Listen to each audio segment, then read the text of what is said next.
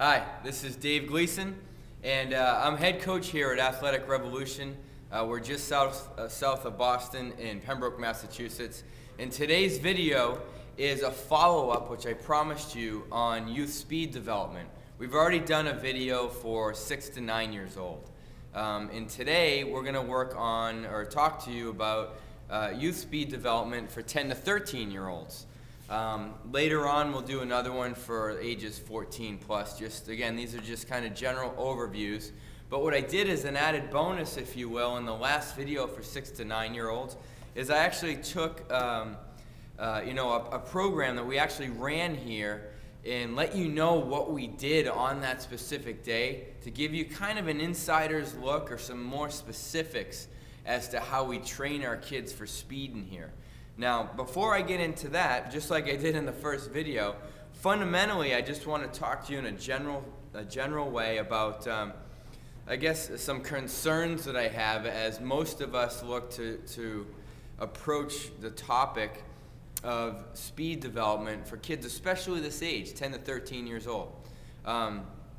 Every pun intended, we turn up the jets, turn on the heat, put the gas pedal down on the kids this age. It's really starting to become very serious for kids this age in youth sports. It's just becoming younger and younger and younger, where we want to engage them in our communities, and over-specialize sooner and sooner and get them as much training as possible. I feel like we're taking development out of the picture as a society, and we're inputting specialization, over-practicing, over-training, too much skill work, lack of play. This is my little soapbox for the day. So, with that said, we have to remember that a 10 to 13-year-old child is at an age where they're about to going through, or, not necessarily have gone through yet, but they're around those peak height velocity stages where they're growing extremely fast. We've talked about that in the past. When bones are growing faster than soft tissues, tendons and muscles especially, we all know what that does to the human body. In females and males alike, there's hormonal changes. They are changing human beings at this point that are just trying to keep up. So for us to hammer down on them now, I believe, is a huge mistake. So we need to do everything we can to make them injury resistant, hopefully keep their mobility and flexibility static if we're lucky as they're growing, and continue to help them work on movement patterns and explore and learn how to move correctly. If we can do that, we've done our job, and on the tail end of it, we're going to have a much better, more proficient, efficient athlete that is producing more force and is stronger, faster, all those things that we look for. So from a general perspective, just keep that in mind when you start to work with your kids 10 to 13 years old, especially when you're being contracted or you're working with them with the sole hopes of increasing speed. This isn't going to be a diatribe, if you will, on speed development per se, in terms of what exactly you need to do. It's going to be more, again, what we do here, and I think you'll be able to pull a lot out of that and make your own conclusions in terms of what we're looking at. So with no further ado, I'm just going to take the second page of my book here. I opened right up to it. All right, so the first thing we look at this age group anyways, we want to make sure that we work on active range of motion as we start to warm them up and get them ready to go. So in my facilities, I've talked to you about this before as well, 9 times out of 10, the kids are coming in here the first 5 minutes they're playing games. That's our running laps to warm up. That's our 5 minutes on the treadmill. They're playing tag, dodgeball, every man for himself dodgeball. They're just out there having fun, engaging, getting ready to go. So active range of motion. On this particular day, we got on all fours and worked on some hip circles and hip mobility.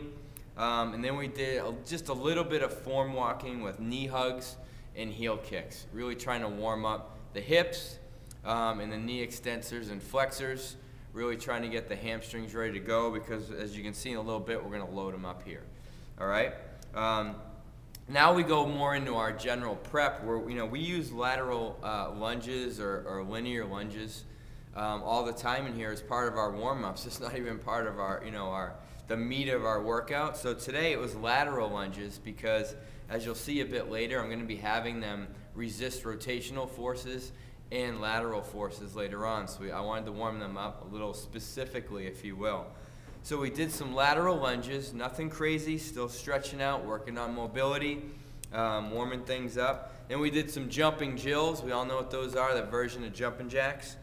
So we could start twisting and moving in different planes. By that time, they're pretty much ready to go, so we're starting to work on some coordination enhancement. So today, the first thing we did, and this was light to start out, and then I stepped it up a little bit as I saw that the kids could progress. We started in an athletic stance. Nice, easy 180 jump, land back in that athletic stance, and they've got to take off into a nice jog. What we did to progress them is I allowed them to increase the speed of their arms, which obviously helps them accelerate a little bit more. So we went probably about 50% at the end, because I wanted to work on not the 180 jump per se, the landing. I wanted to work on the landing and then make sure they're doing a nice drop or plyo step as they accelerate. And I'm giving them that cue, that constant cue to keep those arms active, and if they want to go faster, just move those arms a bit faster, okay? Okay, after that, I wanted to work them a little bit more athletically. Again, in more of a frontal plane.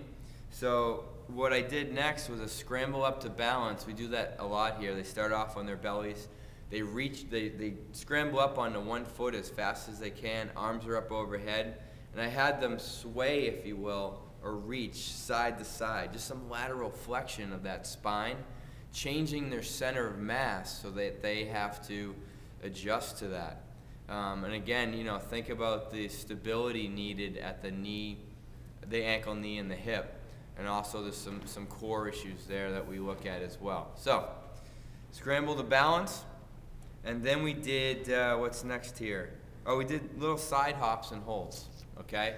And today, what we did was two-footed side hops. So they're literally just hopping down the turf laterally 2 feet. Again, looking at their landings and talking them through about that. This class did great that day. I have a note here that we actually progressed to the hold, the side hop, the hold part of it was on command.